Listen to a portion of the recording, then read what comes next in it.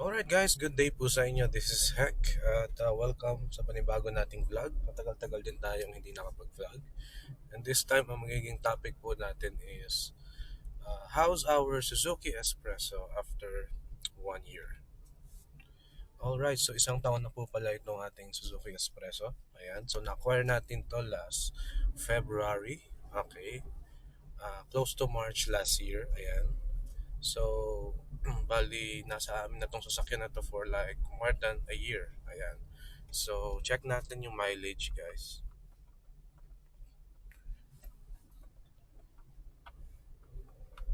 Ayan. So, nakaka 12,000 na tayo. Ayan. Kulang-kulang sa 12,000 kilometers ang kanyang tinakbo sa isang buong taon. Ayan. So, medyo gamit na gamit siya, guys. No? Almost daily driven siya. Lately lang namin siya hindi masyadong nagagamit kasi uh, masyado ng traffic kasi dito sa area natin. Ayan. So hindi tayo makasingit. So nagbomotor tayo paminsan-minsan. Pero ito pa rin yung main ano natin. Ito pa rin yung main vehicle natin na ating ginagamit sa ating mga lakaran. Ayan, sa mga matitinding lakaran natin. Ano. So, share ko lang sa inyo guys, kumusta yung espresso natin after 1 year. Meron ba siyang mga naging issue? Kumusta ba yung performance niya? Nagbago ba? Kumusta yung physical appearance ng sasakyan? After 1 year, okay pa ba yung paint niya? So, yun yung ating tatalakayin. Guys, let's talk about first yung mga major issues, guys, sa ating espresso. Ano? So, meron ba tayong mga na-encounter na major issues sa espresso after 1 whole year? So, the truth, guys, is that sa isang buong taon na gamit-gamit natin ng sasakyan na ito, wala tayong naging major issues no, sa sasakyan na to. Hanggang ngayon, maayos siyang umaandar. Ayan. So, sa isang taon, walang major problem. Okay, lahat gumagana. Ayan. So, wala namang mga parts na nagmamalfunction. All goods tayo. Even yung transmission, guys, na laging no, nagiging issue sa espresso. Lalo na, lalo na kapag naka-AGS. Wala pa naman. Hindi pa naman natin totally na-encounter yon. So, okay na okay siya guys na pang araw-araw kasi nga, yun nga, matipid siya sa gas. Saka gas and go lang talaga siya guys. As long as meron kang pang gasolina, aandar at aandar itong sasakyan na ito. So, walang major issues tayong na-encounter sa buong taon. So, that's a good sign na matibay itong sasakyan na ito. And the second thing, kumusta ba yung kanyang performance after 1 year? Honestly, wala naman nagbago eh. Ano? Ganun pa rin naman yung hatak niya. Ganun pa rin naman yung lakas na kaya niyang ibigay. Ano? Yung handling niya okay pa rin naman. Ano? Yung preno niya, actually, okay pa rin. Pina-service ko na rin kasi yung preno nito. Nagpa-brake cleaning na rin ako no, nung na-reach niya yung 10,000. Sa tunog naman ng makina, same pa rin naman. Wala naman nagbago. Wala naman tayong naririnig na kung ano mang lagitek. When it comes to vibration, siguro yun lang yung medyo nag increase no? As the years pass by. Kasi alam naman natin pag bago yung sasakyan, syempre mas swabe yung takbo niyan. Pero habang tumatagal, of course, yung vibration, di ba? Andyan naman lagi yan. Ano? Mas ano nga lang, mas tumitindi nga lang kapag, yun nga, tumatanda yung sasakyan. So, in my case, yung vibration niya is okay pa naman. Okay. May mga naririnig-rinig lang tayong mga vibrations dito sa mga panel niya. No? Gaya niyan, ayan. Kasi katagalan talaga, parang naglo-lose yan eh. So, mas lumalakas yung vibration. Pero okay pa naman, no? Tolerable naman siya for me. When it comes to its physical appearance, guys, pakita ko sa inyo mamaya kumusta ba yung kondisyon ng ating paint. By the way, yung espresso pala natin, madalas tong nakabilad talaga sa araw. Wala kasi kaming sariling bahay, nangungupahan kami. So, dun sa inuupahan namin, medyo ano kasi tight yung parking space. So minsan hindi ko na pinapasok. Meron kasing parking area dun sa may village namin kung saan kami dating nangungupahan. So dun ko siya pinapark. Nangyayari, nabibilad kasi siya. So rain or shine. Talagang na expose yung ating paint ano sa init ng sikat ng araw at sa ulan ano. Pero pagkamat ganon, mamaya papakita ko sa inyo. For me, okay pa naman yung condition ng paint niya. Although, mahirap lang kasi talagang i-maintain yung color ng espresso natin because it's color white. So, may mga contaminants na kitang-kita talaga. So, ginagamitan ko lang siya ng mga pampatanggal ng mga contaminants. So, may mga acid rains na rin kasi siya. So, ginagamitan lang natin ng acid rain remover. And kumusta naman siya after 1 year? Marami na ba siyang gas-gas? Marami na ba siyang battle scars? So, pakita ko sa inyo mamaya kung ano yung mga naging battle scars ng sasakyan na ito. Alright guys, ito na pala ang ating Suzuki Espresso after 1 year. So, yun ang itsura niya. So, kung titingnan nyo, okay pa naman. Mukha pa naman siyang bago. Makinis pa yung paint. White nga pala to guys. So, makikita natin yung paint niya. Ayan.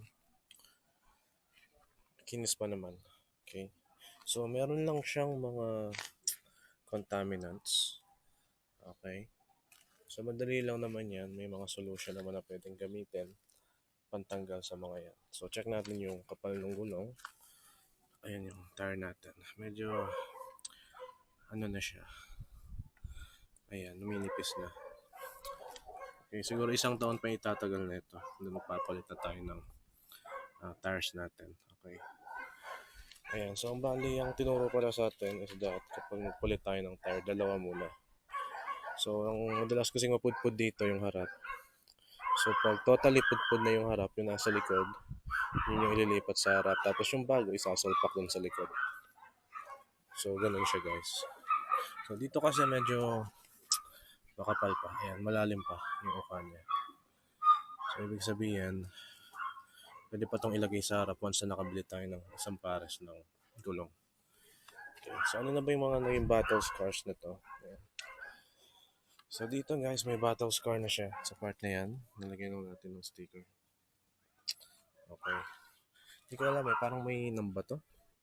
So medyo malalim yung ano niya. Nagkaroon siya ng dent guys. Medyo malalim yung dent niya. Tapos medyo natapyos din ng bagya yung paint. So nilagyan natin ng sticker dyan. And then itong edges, nilagyan din natin ng ayan, protector. Ayan. So ang purpose naman yan is that para kung tight yung parking space, tumama man siya, hindi mo na-damage yung paint. Yung iba ayaw niyan pero wala lang. So lahat ng edges guys, nilagyan natin para iwas tuklap ng paint. So may tumuklap na kasing paint dito. Tumama kasi yung susi ko pagkalabas ko. So medyo natuklap siya banda rito. Kaya nilagyan natin ng ganyan. Okay, so ayan. Maganda naman siya for me Pati dito sa may hood meron din yan guys. Ayan, meron siya dyan. Headlight, kinis pa naman. May mga watermarks lang. Dala ng acid rain siguro yan.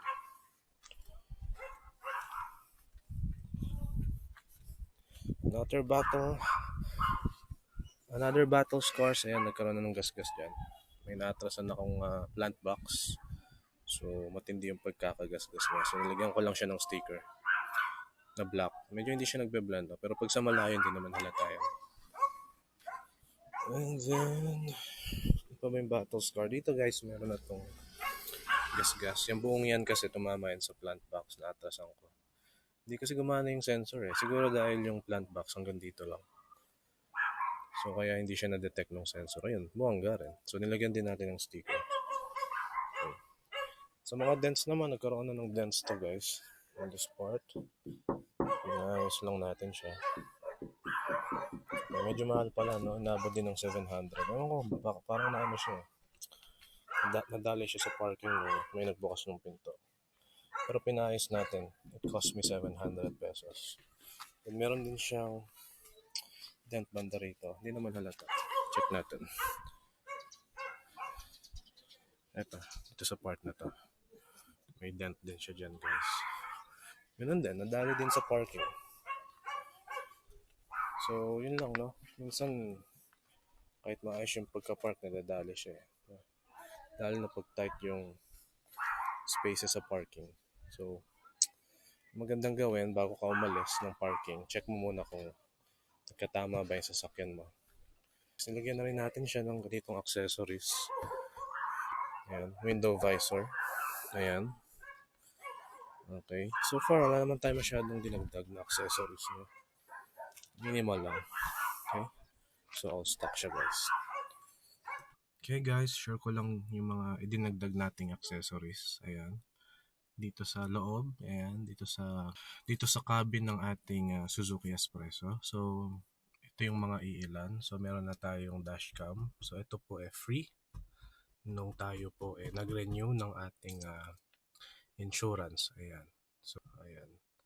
So, kapag in-on mo yan, actually half lang ang hindi naman siya whole. Ayan, half lang yung ayan, yung may LCD screen. So, okay na rin kaysa wala. And then, meron na rin po tayong tire inflator. Ayan. So, very useful yan guys para ma-monitor mo kung malambot na ba yung gulong, kung nabutasan ba. Ayan. So, very useful. Ang kagandahan dito is solar power siya. So, makita nyo nag-charge siya ngayon kasi naaarawan yung solar panel niya dun sa likuran. Ayan. So, yan po. And then, ang next thing na inad natin is meron na po tayong reverse camera. Ayan po. So, yan po yung ating reverse camera. Very useful din pag nagpa-park tayo in reverse. Ayan. So, okay naman siya. May sensor naman yung Espresso. But the problem is, pag mas mababa dun sa sensor, yung obstacle, may tendency kasi na hindi po niya ma-read. Ayan. Next is that, ayan, meron po tayong cellphone holder dito. Ayan. Medyo magalaw lang siya. So, magnetize po yan. So, dyan natin nilalagay yung phone kapag tayo po nagda-navigate gamit po yung ating Waze. Then, meron din po tayong ilaw dito. Wala lang, di lang siya nagana, hindi po na-charge. So, sa gabi, pakita ko sa inyo ano itsura niya. Nabili ko lang to sa Shopee. So, ito yung saksakan ng ating dashcam. So, ang nagagamit lang natin ito. Dati meron tayong, ano tawag dito? Meron po tayong socket dito. Wherein pwede ka magsaksak ng 4 na USB type na cord. So, hindi na siya pwede ngayon kasi dyan na po yung ating dashcam. And then, of course, ayan, si Octopus. Ayan, Octopus po yan. Mukha lang po siyang jellyfish. And then, meron din po tayong mount ng ating action cam dito po sa harapan. So, pagkuha natin ng mga videos pag nagka-travel tayo. So far, yun lang naman po yung idinagdag natin. At syempre ito, sama na rin natin itong steering wheel na to. Ayan. Okay, leather po yan. Maganda ba siya? Hindi masyado, madulas. Pero okay, at least may protection po yung ating steering wheel. So, yun lang guys. Alright guys, ang next naman natin pag-uusapan is nakailang beses na ba tayo nakapunta ng kasa. Ayan. So, ano na ba yung mga napaservice natin kay Suzuki Espresso? So, isa-isayin natin guys. No? So, yung unang visit natin sa kasa, wala namang masyadong ginawa, in-observe lang. Nilagyan lang ng hose yung labasan ng tubig sa aircon. Ayan. Kasi kadalasan kasi yun yung nagkakos ng rust dun sa ating under chassis. Ayan. So, nilagyan ng hose para diretso sa lupa yung tulo ng aircon. Pero hindi naman siya change oil. So, yung pagka second PMS, doon siya change oil. That's 5,000 kilometers. Ayan. So, change oil, pinalitan yung oil filter. And then, pagka-reach natin ng 10,000, nilabas ko na siya sa kasa, guys. Sa ibang kasa na ako nagpagawa. So, nagpalit ako ng langis, nagamit ko. So, gusto ko lang mag-experiment, guys, kung anong langis ba yung best sa ating espresso. So far, ang nakalagay na langis dito sa makina ng espresso natin is naka 10W30. Ayan. So, yung langis kasi is may factor sa performance ng sasakyan. So, dapat kino-consider natin. Lalo na't mainit ang panahon ngayon, much better na mataas ng bahagya yung viscosity. Ayan. So, hindi naman siya masyadong naka-affect dun sa gas consumption. Halos parehas pa rin naman. And then dun sa third PMS din natin sa labas ng kasa, nagpalinis na rin ako ng brakes ko. Ayan. So, yung brakes kasi guys, nung chinek siya, okay naman, di naman sobrang maalikabok. Kaya lang, may mga umipit kasing maliliit na bato dun sa ating rotor disc. And then, yung filter ang ipapapalit natin next time. Ayan, kasi recommended na dun sa ating manual. So, ang nagbabase na lang talaga ako ngayon dun sa manual. Ayan. So, maganda rin kasi na ikaw mismo meron kang karapatan, no, sa mga gusto mong ipapalit sa sasakyan mo, di ba? So, meron naman kasing manual, guys. Pwede naman nating sundan doon. Nakalagay kasi doon yung periodic maintenance ng bawat parts na kailangan ng palitan at a certain number of mileage. Ayan. At syempre, may mga parts din na hindi naman agad-agad pinapalitan pero kailangan monitor siya every certain number of miles kung or mileage kung okay pa ba siya o palitin na. So, dun sa 3 PMS natin, guys, dun sa una, wala tayong ginasto. Sa pangalawa, naka 3,000 tayo. Dun sa pangatlo, ganun din, naka 3,000 din tayo. No? So, all in all, dun sa PMS natin, gumastos tayo ng mga 6 to 7,000. So, okay na yun, guys. Matipid na ho yun. Kasi, alam naman natin na mahirap talagang maintain ng sasakyan dahil nga mahal yung pa-service. Pero yung 7,000 na yun sa isang buong taon is malaking tipid na para sa akin. When it comes to insurance naman, nag-expire na of course yung ating insurance. So, tinry kong i-renew dun sa mismong kasa. Nagpa-quote tayo kung magkano yung aabutin. Ayan. So, medyo mahal siya sa kasa to. Ganap ako ng insurance outside kasa. So, meron naman tayong nakitang mura. Ayan. So, ang kagandahan pa dun sa insurance na yon is that pwede siyang hulugan. Ayan. So, yung insurance nga pala na nakuha natin is nasa around 14,000 siya. So, mura na yon guys. Kasi sa kaso, umabot siya ng around 20,000. Ang kagandahan pa doon sa nakuha nating insurance is pwede siyang hulugan. So, inuulugan ko siya ngayon for 5 months. Tapos, activated naman yung policy guys as long as nababayaran mo siya sa tamang oras. So, yun lang guys. I hope nagustuhan nyo ang video ito. Drive safe. God bless.